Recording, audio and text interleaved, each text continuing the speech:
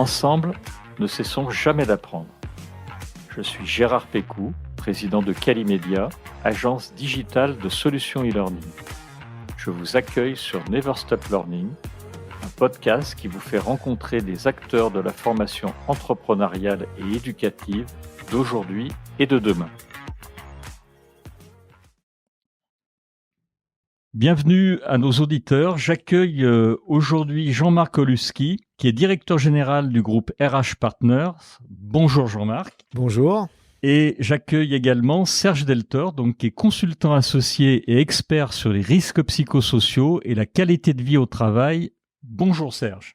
Bonjour Gérard. Alors, avant que nous rentrions dans le vif du sujet, donc sur la digitalisation au service des ressources humaines, je voudrais que vous puissiez vous présenter brièvement parce que vous êtes deux, donc ça, on va essayer de faire court sur cette partie et de présenter donc vos parcours respectifs et comment vous êtes arrivé à vos parcours actuels. Jean-Marc.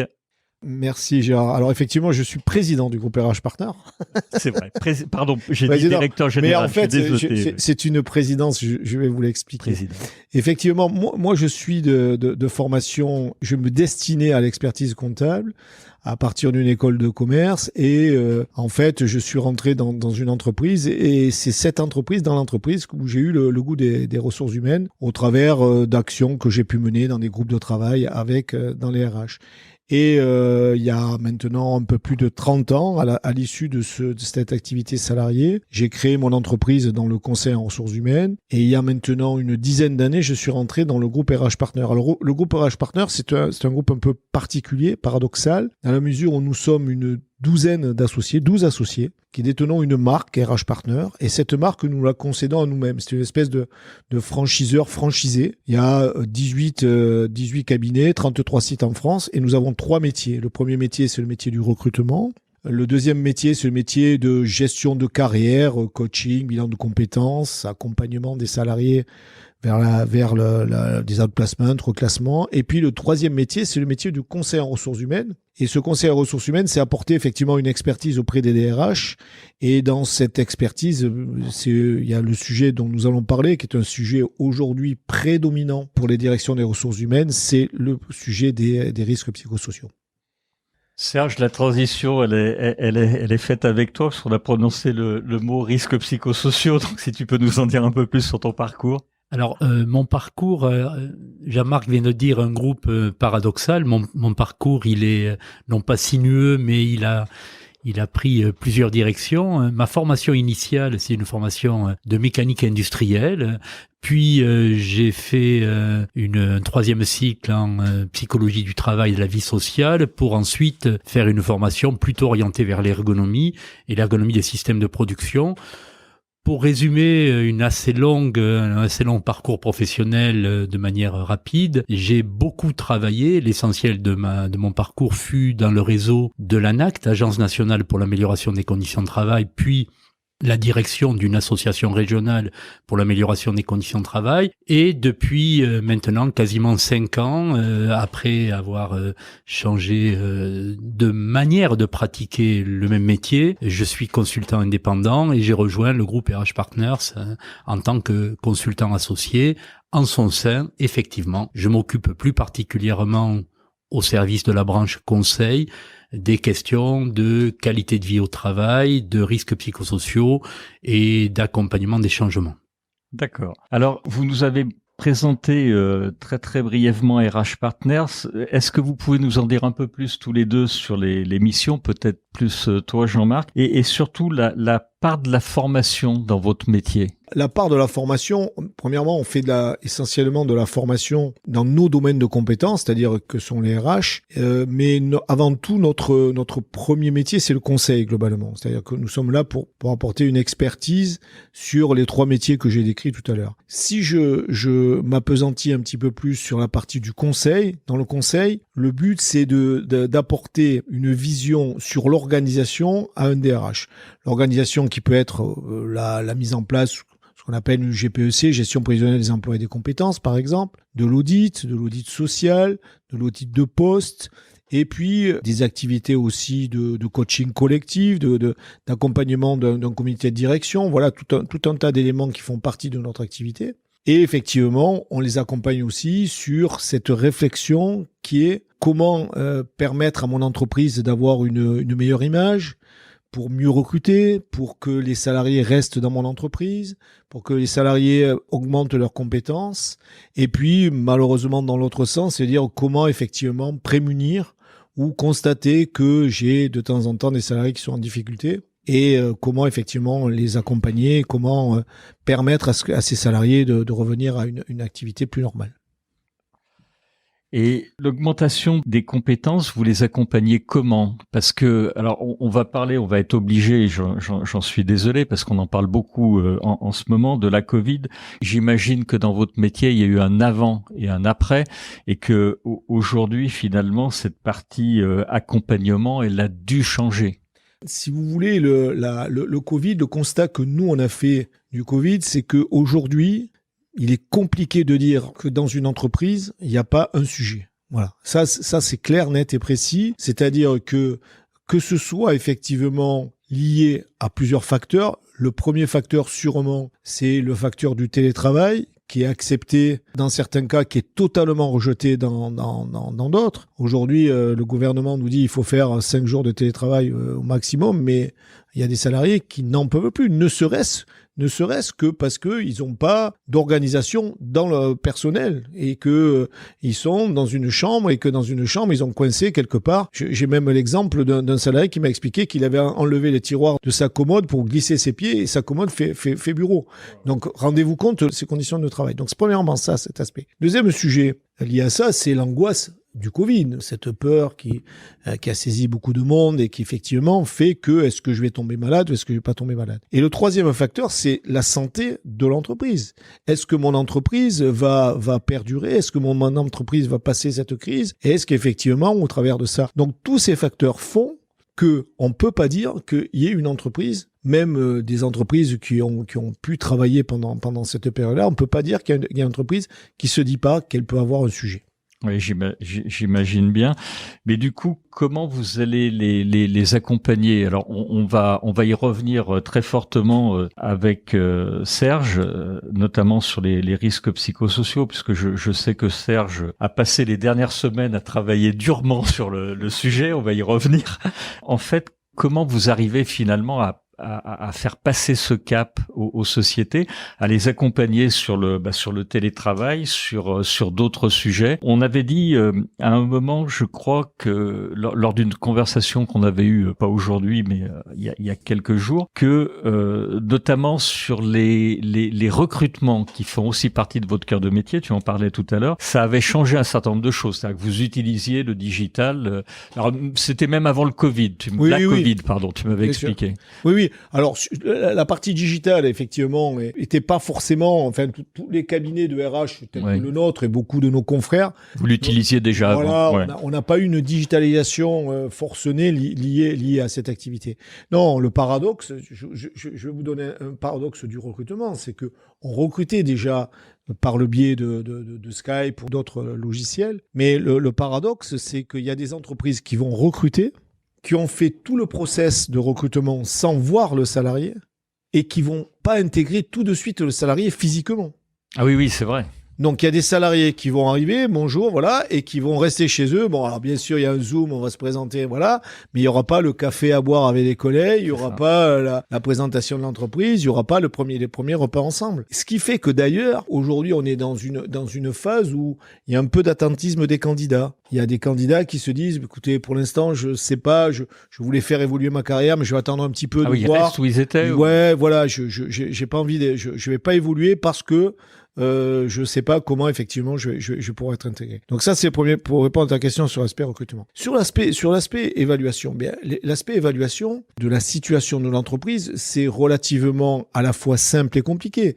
C'est simple parce que au travers nous d'entretiens qu'on peut faire, d'interviews qu'on peut faire des salariés, notre expertise nous permet de mesurer cet aspect. Je fais une parenthèse. On a des tests psychologiques qu'on fait passer en général pour les gens qu'on recrute ou pour les gens qui sont par exemple en bilan de compétences. Eh bien, nos collaborateurs nous disaient que cette période Covid avait altéré sur les tests les fonctions qui sont notamment liées à l'optimisme, la sérénité, la confiance. C'est logique. Eh bien, je crois qu'on doit faire passer 3 ou 4 000 tests par an. Enfin, je sais plus le chiffre, mais enfin, c'est assez énorme. Et on s'aperçoit que ces coefficients baissent. Voilà, même pour des salariés qui sont pas forcément concernés, mais enfin, qui ont pas de problème dans leur poste.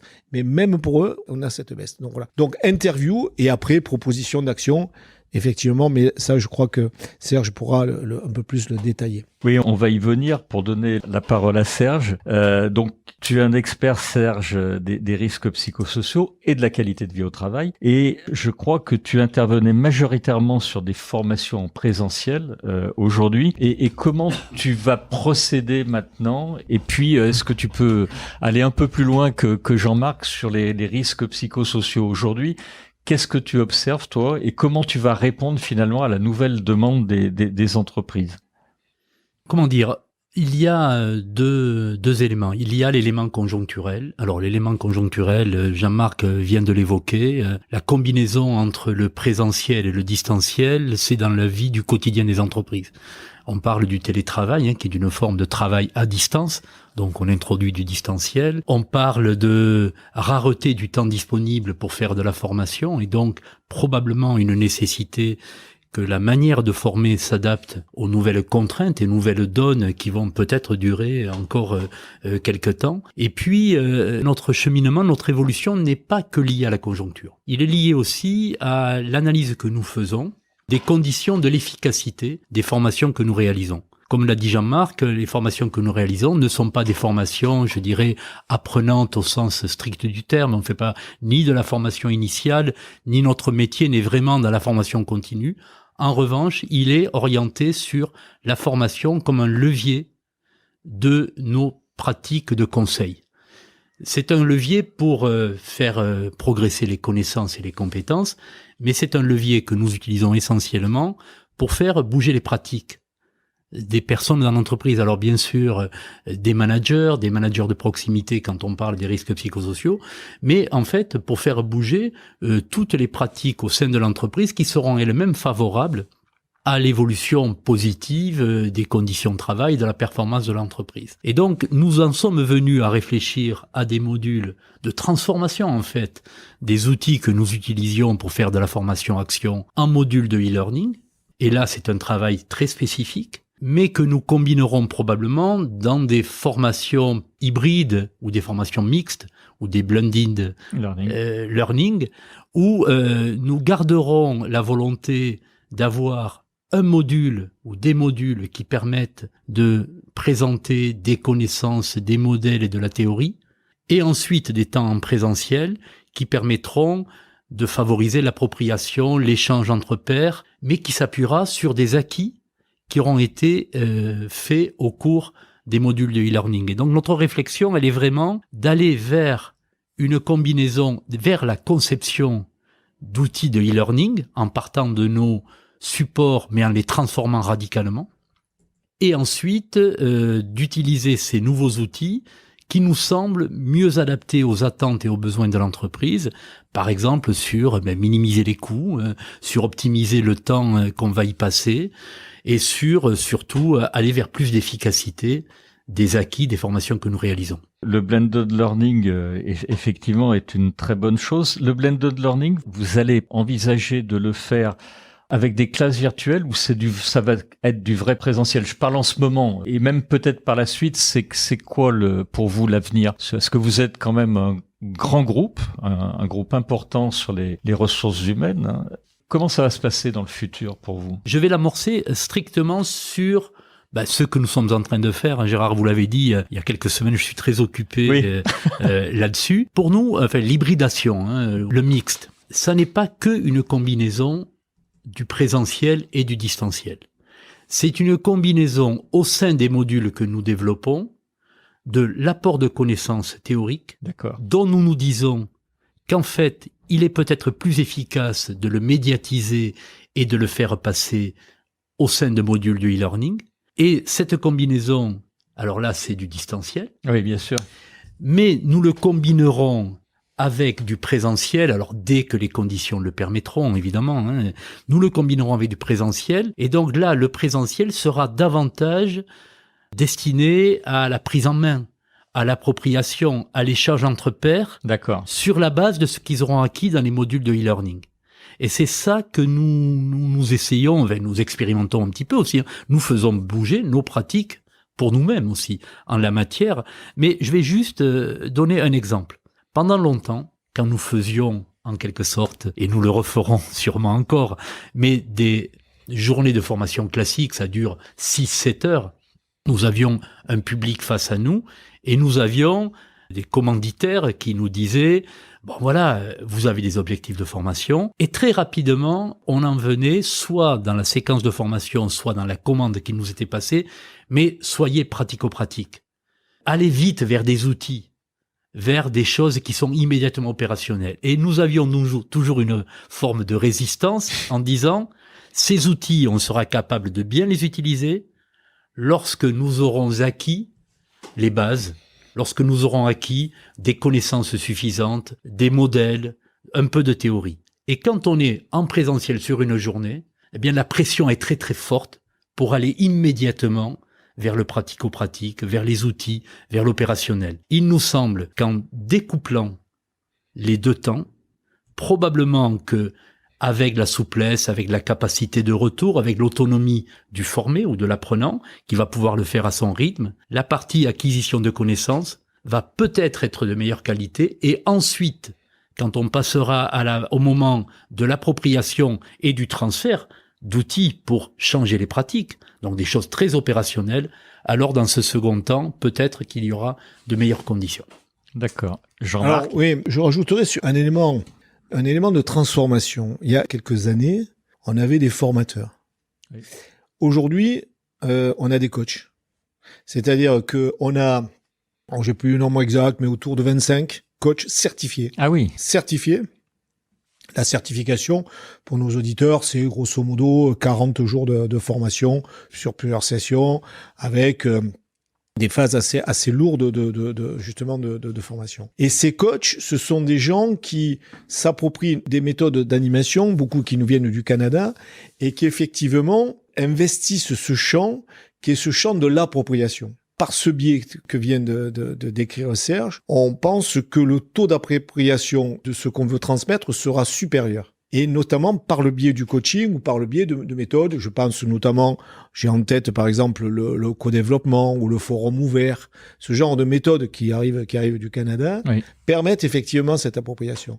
Et donc les gens que nous avons, et notamment les gens qui font du coaching, sont des coachs, mais qui sont capables effectivement de faire du coaching individuel, mais aussi beaucoup de coaching collectif, eh bien, ça permet effectivement cette amélioration de l'appropriation. Et ça, je crois que c'est un des points majeurs. Je pense, alors je vais pas me faire que des amis, mais je pense que le catalogue de formation tel qu'on a pu le connaître, oui, avec un catalogue qui faisait 10 cm d'épaisseur, c'est quelque chose qui est terminé. Ouais, ça n'existera plus. C'est fini, ça n'existera plus. Et quand on choisira, et d'ailleurs, ça fait quelque temps, je pense notamment au management, que on n'envoie plus quelqu'un qu'on veut, par exemple, un jeune ingénieur qui est promu et qui doit manager ses anciens collègues, on l'envoie plus en formation dans un organisme parce qu'avec un programme sur 3 jours, on lui dit on va te faire coacher et on va améliorer tes performances en termes de management directement et bien plus facilement.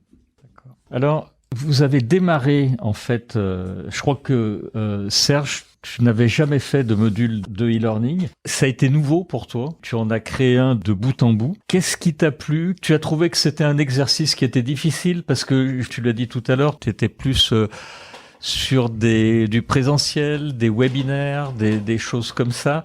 Et l'exercice de créer finalement quelque chose qui est moins sur du Word, des PowerPoint, enfin de l'écrit comme tu le fais. Tu as écrit des ouvrages d'ailleurs, donc très très littéraire. Ça a été compliqué pour toi ou ça s'est fait plutôt naturellement? Mon métier, mes filles ont souvent raconté ça quand leurs copines leur demandaient ce qu'était le métier de papa. Elles disaient, c'est regarder les autres travailler.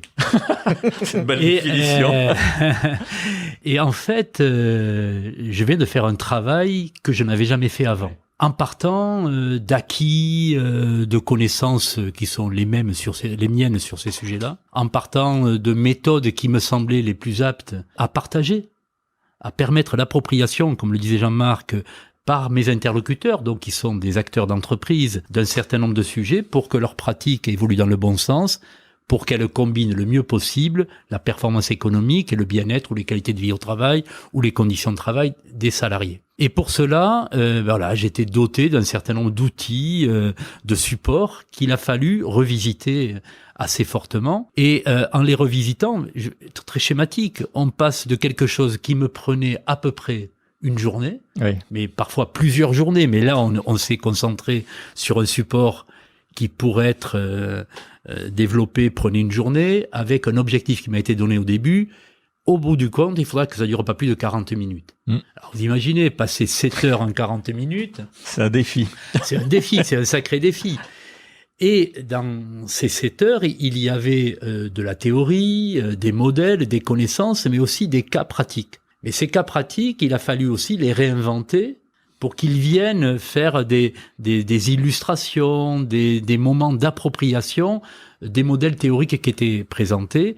Tout cela avec un objectif 40. Alors au bout du compte, il faut l'avouer, on sera plutôt à 50 minutes, mais aussi un travail de coopération avec d'abord un interlocuteur rédacteur Oui. qui reprenait globalement mes matériaux qui quelquefois ne les comprenait pas, il a fallu partager avec lui, alors c'était un homme à ce moment-là, c'est ça que je dis avec lui, ces matériaux-là. Et une fois qu'on a fait ce travail-là, qui a duré vraiment relativement longtemps, on passe dans une séquence de médiatisation et où là, ce que j'espérais va prendre corps, va s'illustrer, c'est-à-dire en rendant attractif, pédagogique, esthétique, Oui. cohérent, un matériau que j'avais fini par peaufiner, par faire à ma main, et là ça devenait plus externe et ça allait devenir un produit fini sur lequel je n'allais plus avoir d'action. Oui, c'est vrai. C'est-à-dire une fois que la conception est terminée, des utilisateurs vont s'en emparer, mais celui qui est à l'origine, alors dans un travail partenarial de la création de ce module, va disparaître. D'ailleurs, on disait que, enfin, je ne sais pas si c'est un mythe ou une histoire, que Pythagore se cachait derrière un rideau pour faire ses cours. Et là, globalement, c'est un peu la même chose. Oui, c'est vrai. C'est celui qui est à l'origine des matériaux va disparaître de la scène. Ces matériaux qui devront être bien regardés et bien révisés, parce qu'en fait, s'il y a quelques coquilles qui restent, elles vont être inscrites dans le marbre, alors que vous savez qu'un formateur a toujours la capacité, s'il dit une bêtise, de s'en rendre compte et de les récupérer dans les 5 minutes qui suivent. Là, c'est pas possible. Enfin, c'est pas possible. En fait, on les corrige quand même. Ah non, ce que je voulais dire, une fois le produit totalement fini. Oui, mais même, on laisse jamais des coquilles, Serge. C'est vrai. Je te rassure, on les corrige. C'est vrai, mais c'était plutôt. Mais c'est plus long. C'était plutôt c'est pas sur la prise de distance par rapport à un matériau. Oui, et donc, quand on regarde ce matériau, il va falloir s'assurer qu'il soit solide, qu'il tienne la route, qu'il n'y ait pas de petites erreurs qui s'y glissent à l'intérieur. Et donc, ça, c'était un exercice intéressant. Mais on va repasser devant le rideau si, effectivement, on fait ces formations mixtes, hybrides, le blended learning.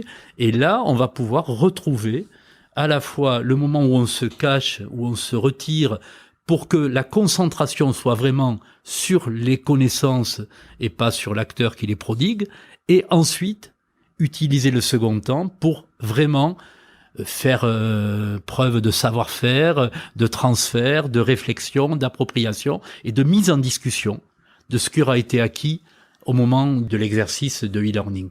Donc effectivement, pour conclure, par rapport à la question, oui, c'est un exercice totalement différent de ce que moi-même j'avais fait jusque-là, mais dans lequel je trouve un plaisir et surtout un plaisir de coopération avec d'autres professionnels qui vont apporter leur contribution au produit fini. Donc là, c'est un triptyque, ou plus que ça, d'ailleurs, on était plus autour de la table pour concevoir ce produit, mais c'est quelque chose, voilà, de d'innovant et d'intéressant comme nouvelle pratique. Mais l'exercice est difficile puisque l'objectif, quand tu es en présentiel, tu peux intervenir et avoir un retour immédiat sur l'auditoire.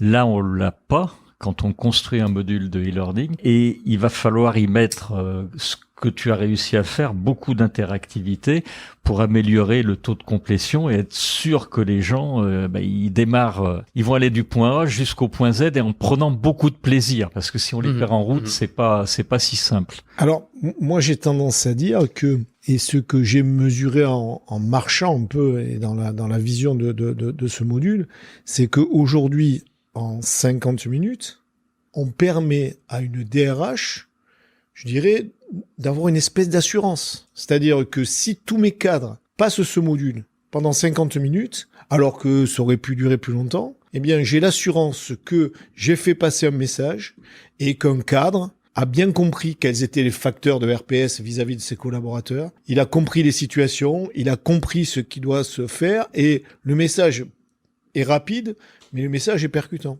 Alors qu'effectivement, on pouvait se poser la question. Alors, si effectivement, après, on peut dérouler et l'entreprise se dit, tiens, effectivement, moi, j'ai besoin, pour des bonnes raisons, c'est-à-dire, je pense qu'effectivement, j'ai des vrais sujets chez moi et j'ai besoin de l'accompagner, et bien évidemment, c'est une chose, mais rien que ce produit, on a des entreprises qui sont extrêmement vertueuses. D'autres peut-être qui tendent vers la vertu. Mais ces entreprises vertueuses, elles se disent, mais il suffit que j'ai effectivement quelqu'un qui n'ait pas bien compris, qu'on a intégré, qui n'a pas bien compris le sens effectivement de notre vision vers la responsabilité sociale de l'entreprise, vers cette qualité de vie au travail. Il suffit que j'en ai un qui n'ait pas bien compris pour remettre en cause ma politique. Donc là, je mets en place un produit, ça dure 50 minutes, et j'ai une assurance que tout le monde a reçu le message et que tout le monde doit l'intégrer. Et ça, je crois que c'est une grande vertu de cette nouvelle forme de fonctionnement et de transmission de l'information. Et est-ce que tous les deux, vous avez réussi finalement à mettre dans ce module, ou à traduire fidèlement ce que vous faisiez en présentiel? Tu parlais, Serge, et toi aussi Jean-Marc, tu avais fait des mises en situation, des cas pratiques. Tu t'y es retrouvé dans cette méthodologie, où tu vas devoir aller encore plus loin finalement en présentiel? Alors, je trouve, et je reprends ce que vient de dire Jean-Marc, je trouve que ce module, tel qu'on l'analyse nous aujourd'hui, il a déjà un caractère autosuffisant. D'accord. C'est-à-dire qu'on a à la fois des apports de connaissances et on s'est évertué à faire que ce soit rigoureux et solide. On a des présentations de modèles qui permettent de favoriser la réflexion sur le passage des causes aux effets. Et donc, on propose une clé de lecture, une clé de compréhension d'où proviennent les causes des risques psychosociaux, quels en sont les effets sur les personnes et sur la performance dans l'entreprise, donc des connaissances de base, un modèle compréhensif, et ensuite des illustrations à partir de cas dont on sait évidemment qu'ils ont dû être travaillés pour être suffisamment génériques. Bien sûr. Ils ne correspondront pas directement toujours à l'activité particulière de telle ou telle entreprise. Mais on sait, et ça c'est l'expérience de ce que l'on faisait sous l'autre forme, on sait que ces cas sont suffisamment, entre guillemets, passe-partout pour que les gens y reconnaissent des situations qu'ils connaissent. Et donc, à partir de là, on peut dire qu'une fois qu'ils ont fait ces 50 minutes, ils sont équipés pour déjà commencer à réfléchir à cela. Alors effectivement, lorsqu'on en aura la possibilité, lorsque les entreprises le souhaiteront, le grand avantage aussi, c'est de pouvoir avoir un temps de réflexion entre le moment où les gens auront fait le e-learning et le moment où nous ferons les séminaires, les séquences en présentiel, où nous pourrons leur demander déjà des premiers retours sur leur perception, les questions qui restent, les questions qui sont soulevées, les incompréhensions éventuelles, et quand on sera dans le second temps, mais qui ne sera pas toujours nécessaire, mais quand le second temps existera, alors il y aura continuité entre le temps en e-learning et le temps en présentiel, et de notre point de vue, ça apportera une vraie valeur ajoutée par rapport à ce qu'on faisait précédemment. D'accord, c'est très clair. Je vais vous poser une question qui paraît un peu bateau, mais dans le contexte, mais parce que je sais que vous faites 2 modules de e-learning, il y en a un qui s'appelle Recruter sans discriminer. Vous avez décidé de débuter par les risques psychosociaux. C'est parce qu'il y avait une vraie demande, vous sentiez qu'il y avait un vrai besoin. Avec le télétravail, ce qui se passe, ça paraît presque évident. C'est pour ça que je dis ma question est un peu bateau. Mais il y avait d'autres, vous y avez déjà pensé avant? Non, en fait, je crois que le recrutement sans discriminer s'inscrit dans les risques psychosociaux. Oui, c'est vrai. Voilà, les risques psychosociaux sont un gros pavé, un gros élément, et effectivement la recruter sans discriminer. Mais recruter sans discriminer, on l'a fait essentiellement pour des questions aussi légales. C'est-à-dire que c'est une obligation. Oui, je sais, oui. Toutes les entreprises. Pas dit à nos auditeurs, mais c'est vrai que c'est une toutes obligation. les entreprises le savent pas. Bon, nous, professionnels du métier, on le sait, et on forme nos collaborateurs. Et voilà, mais les recruteurs internes des entreprises, moi j'en connais, à qui j'ai dit, vous avez été formé. Ah ben non, voilà. Donc c'est une obligation. On a fait ce module parce que c'est une obligation, mais effectivement, il fait partie aussi des risques psychosociaux. Juste une précision, Jean-Marc, quand tu dis c'est une obligation de former ses collaborateurs ou c'est une obligation de former des managers? Il faut l'obligation de former des recruteurs. Les recruteurs. Des gens qui sont sur l'activité de recrutement, qui soient des professionnels comme nous, enfin tout le monde est professionnel, des indépendants, des intermédiaires de l'emploi, ou des recruteurs de l'entreprise, d'accord. Il faut obligatoirement former à ces critères. Et ces critères sont nombreux et pas toujours connus de tout le monde. J'imagine, vous avez réalisé un module formateur, manager finalement, et un module collaborateur. Former les collaborateurs, sur la prévention. Sur la partie discrimination. Pardon, tu parlais de quoi? Non, je parlais des risques psychosociaux. Ah, d'accord. Pas des discriminations. Il y a 2 modules, effectivement. Un module dit de base, mais qui est destiné aussi aux collaborateurs, et un module complémentaire pour les managers, sachant que les managers, de notre point de vue, doivent faire les 2. Le module de base et le module spécifique manager. Alors, pourquoi avons-nous commencé par cela, dans ce que sera notre future batterie de modules de e-learning? C'est parce que ça pourrait d'ailleurs paraître étonnant, alors que moi-même tout à l'heure j'ai dit que je travaillais sur les risques psychosociaux et sur la qualité de vie au travail, et dans une espèce de vision chronologique, la qualité de vie au travail c'est plus moderne que les risques psychosociaux. On aurait pu nous attendre sur la création d'un module qualité de vie au travail, ce que nous ferons probablement. En revanche, notre constat, c'est que pour beaucoup de ceux qui parlent de qualité de vie au travail, en fait, ils parlent de tout ce qui est à l'environnement du travail, ce qui est les périphériques du travail. Et nous, on a souhaité considérer que pour faire véritablement des actions de qualité de vie au travail, il fallait bien comprendre quels sont les mécanismes et qui vont produire à la fois du bien-être et la qualité de vie au travail et de la performance, mais aujourd'hui être capable de détecter ce qui n'est pas vertueux de ce point de vue. Et c'est pas pour dire que tout se passe mal dans les entreprises ou que le travail est source de difficultés et de souffrances. On pense que le travail peut être source de développement et de plaisir. Mais en revanche, si les managers n'appréhendent pas les difficultés, les risques, leurs actions qui peuvent ne pas être propices au bien-être, s'ils ne sont pas équipés pour bien identifier ces liens entre cause et effet, alors peut-être qu'ils n'iront pas véritablement sur de la prévention primaire des actions de qualité de vie au travail. Donc on commence par RPS parce que on sait qu'une fois que les gens auront bien compris ces éléments-là, ils iront beaucoup plus facilement sur des pratiques, alors là, sur lesquelles on n'aura plus besoin de s'interroger puisque on aura déjà passé le pas.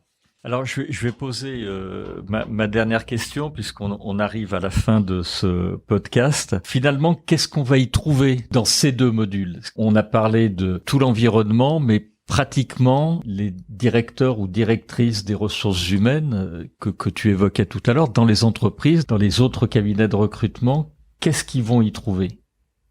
Je vais pas détailler le sommaire parce que même si j'ai dit qu'on était passé de 7 heures à 50 minutes, si je repars j'ai sur dit qu'on le concluait, détail, on va conclure. Donc, qu'est-ce qu'ils vont y trouver? Ils vont y trouver le moyen de s'assurer que leurs collaborateurs, peut-être même leur direction générale, et puisque par exemple notre premier client souhaite que ce soit 100% de la ligne managériale jusqu'au manager de proximité qui suivent le module. Ils vont y trouver l'occasion de partager et d'être tous au même niveau sur des connaissances, des modèles et des exemples qui permettent de véritablement prévenir les risques psychosociaux dans l'entreprise. Je ne prends pas le détail, mais c'est vraiment ça qu'ils vont y trouver. Ils vont y trouver la possibilité de partager, puisqu'ils seront tous au même niveau d'acquis sur ces sujets-là, de partager des décisions stratégiques sur la manière dont on améliore le fonctionnement dans l'entreprise. Ils vont y trouver la capacité à comprendre pourquoi le télétravail, quelquefois, qui est un merveilleux outil d'articulation, de forme d'organisation du temps de travail.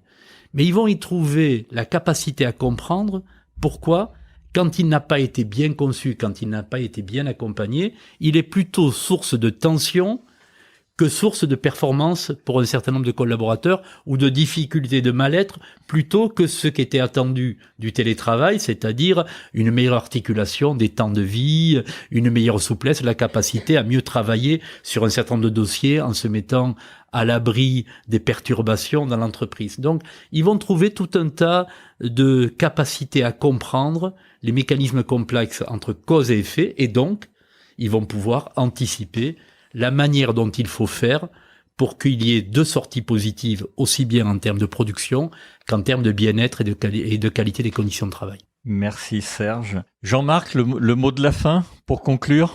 Mais le mot de la fin, c'est que je crois que par ce biais, par ce fonctionnement, je crois qu'on anticipe une organisation du conseil RH du futur. D'accord. On est vraiment sur cette lignée et je crois qu'on va poursuivre dans ce sens.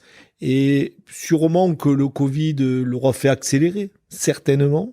Ou la Covid l'aura fait accélérer. Oui, j'ai reçu quelqu'un qu'on connaît ensemble qui s'appelle le professeur Marc Ichou et qui m'a repris, moi, sur la Covid. La Covid, sûrement, aura fait anticiper, mais on y arrivait.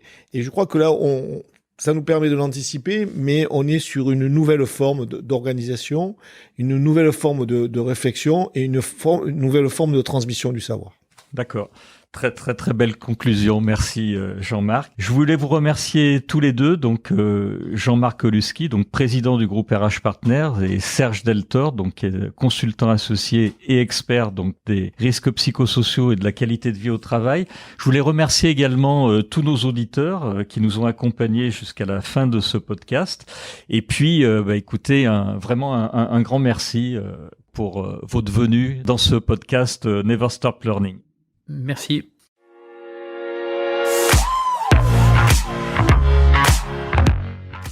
Vous êtes arrivé à la fin de cet épisode.